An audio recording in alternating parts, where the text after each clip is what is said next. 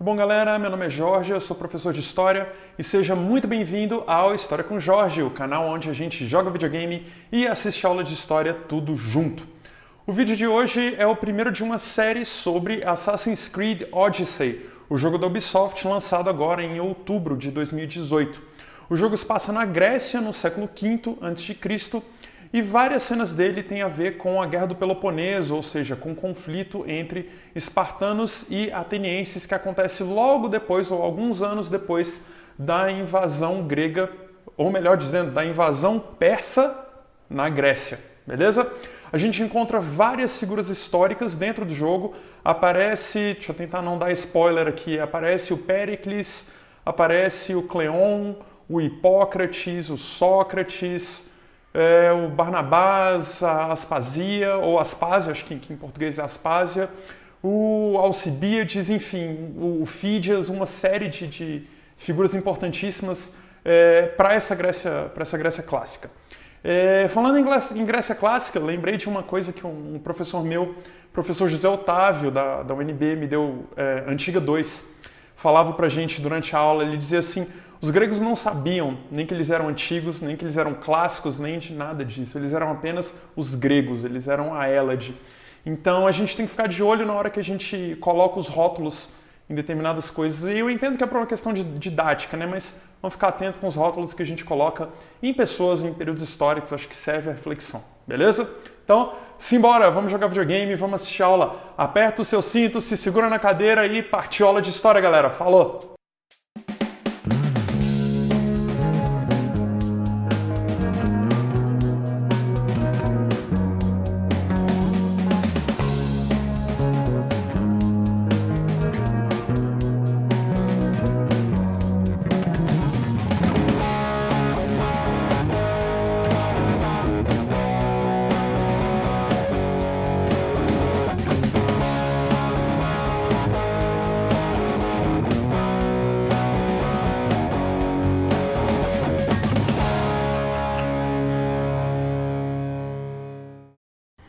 Tudo bom, galera? A gente está aqui na ilha de Creta, vamos dar uma olhadinha no mapinha aí.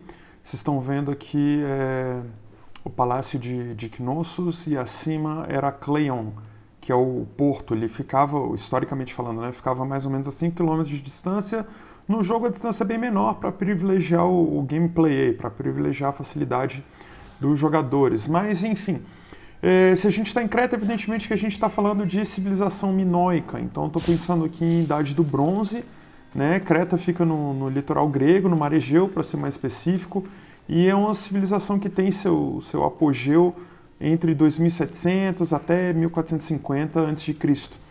E essa civilização ela é redescoberta por um arqueólogo britânico, um cara chamado Arthur Evans.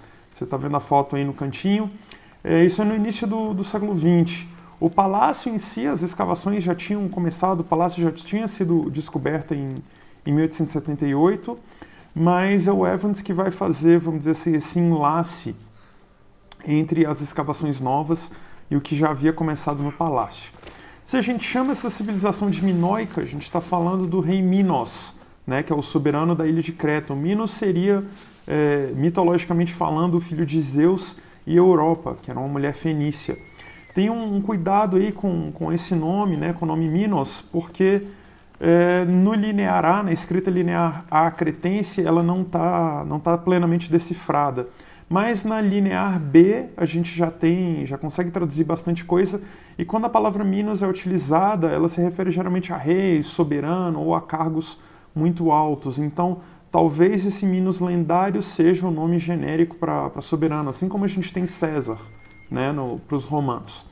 Bom, o Palácio de Knossos ele tem 4 andares de altura, um complexo, na verdade, e ele possui encanamento com canos de terracota, vários afrescos. Os maiores exemplos são o próprio Knossos e o Palácio de Festos também.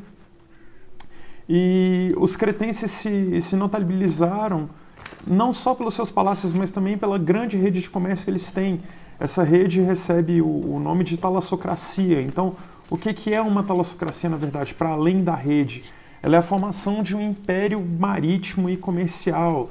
Então, você vai ter um grande destaque aí de comerciantes e de artistas, e Creta vai ser a líder regional no Egeu.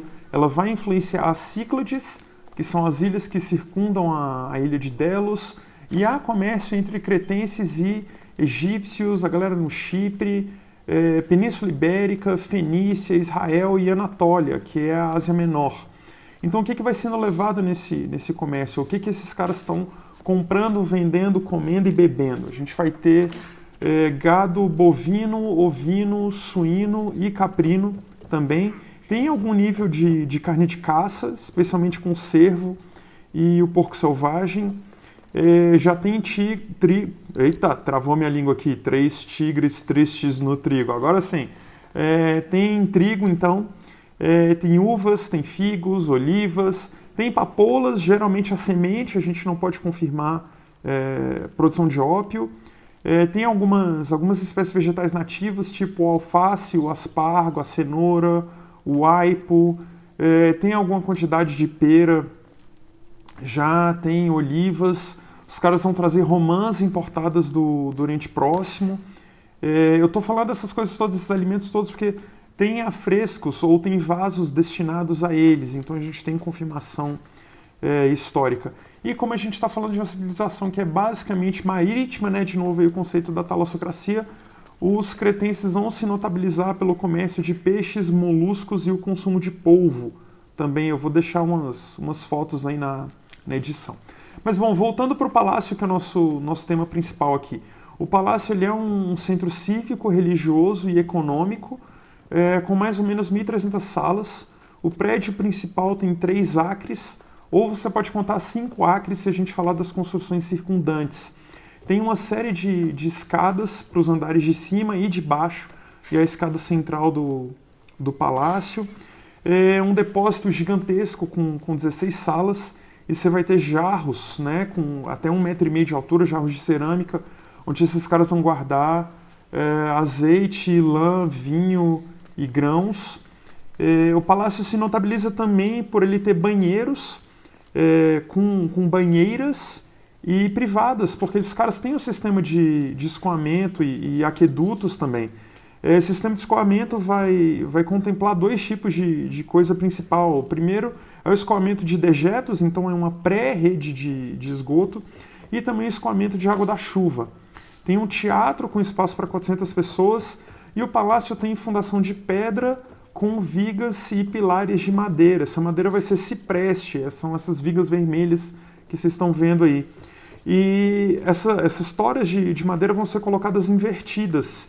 Então, assim, se o palácio clássico, né, ou se o templo grego clássico com colunas de pedra, tipo o Partenon, as colunas são mais largas na base e mais finas no topo para dar aquela sensação de altura, entre os cretenses os caras vão inverter. Então as colunas são mais largas no topo. Na verdade, isso acontece para evitar o enraizamento do cipreste no solo, caso a planta voltasse a crescer. O teto vai ser feito de argila sobre gravetos. Os caras vão chamar isso nas enciclopédias em inglês que eu li, que eles chamam isso de brushwood, que é uma combinação de pedaços de galho com arbustos, com uma série de coisas, e aí depois você joga uma cobertura de argila por cima. Apesar do tamanho do palácio, a gente vê que os cretenses estão vivendo um tempo, militarmente falando, relativamente tranquilo, porque é um palácio sem fortificações, sem muralhas e sem depósitos de armas. Ele fica numa colina, mas ele ainda não tem aquele formato da Acrópole e da Polis. Beleza? Para a gente ir fechando o vídeo, eu vou descendo aqui por uma das entradas do palácio, para os porões, porque aqui dentro do jogo a gente encontra também o Minotauro. Tem 2 Minotauros diferentes, eu explico isso num próximo vídeo. Vou deixar de teaser aqui o que seria dentro do jogo a entrada do labirinto. Então, no próximo vídeo a gente fala aí do Teseu, do Minotauro, beleza? Bom, gente, vamos caminhando para o fecho desse vídeo. Eu queria fazer umas ressalvas aí antes da gente ir para o próximo, que é sobre o Minotauro. Vamos lá. O primeiro ponto é, por que o Palácio de Knossos está em ruínas? É bem simples da gente entender isso. Se o Assassin's Creed Odyssey se passa no século V a.C., então a gente tem 1000 anos de distância entre a queda da civilização cretense por volta do ano 1450 a.C. e os eventos dentro do jogo. Então isso explica isso aí.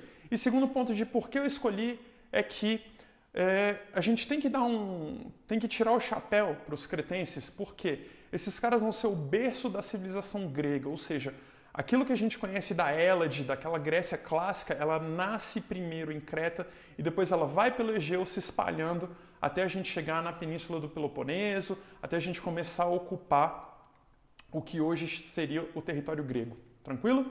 E a gente fecha então com Eugene Hirschfeld, que é um historiador. Ele traz para a gente duas reflexões interessantes. A primeira delas tem a ver com a origem lendária da talassocracia. Ele fala o seguinte: de acordo com Tucídides, um historiador grego, o rei Minos é o primeiro cara a estabelecer uma marinha de grandíssimo porte e fazer uma dominação regional via barcos de comércio, via marinha mercante, beleza? O segundo ponto que ele coloca, e aí serve para a gente repensar um pouco essa questão da talassocracia, ele coloca uma pitadinha de sal, ele vem falar em Pax Minoica. Então isso tem a ver um pouquinho com a Pax Romana, lá do Imperador Augusto, da virada do ano zero entre os romanos. Mas na Pax Minoica ele coloca um paralelo interessante, ele fala assim: se as cidades cretenses não têm fortificação nas cidades litorâneas, e se o Palácio de Knossos também não tem grandes depósitos de armas, e as armas que tem na maioria das vezes são para uso ritual e para uso religioso, isso tem mais a ver com o isolamento geográfico da ilha de Creta e tem a ver também com o fato de que se você tem uma marinha mercante de larguíssimo porte, você sufoca os competidores. Especialmente, acho que ele devia estar pensando aí nos fenícios. Beleza? Seja como for, é mais por esses dois fatores do que por uma política de pacifismo propriamente dito. Beleza?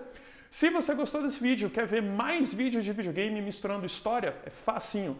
Dá um like nesse vídeo, compartilha, clica no sininho para você ficar por dentro das atualizações do canal e, acima de tudo, cara, deixa o seu feedback aqui embaixo. Eu vou adorar ler os seus comentários, ajustar o que precisar ser ajustado e seguir as suas recomendações. Se alguém tiver algum jogo bacana que queira que aborde ou algum outro tema que vocês querem que volte com mais profundidade, a caixa de comentário está aí para isso. Belezinha?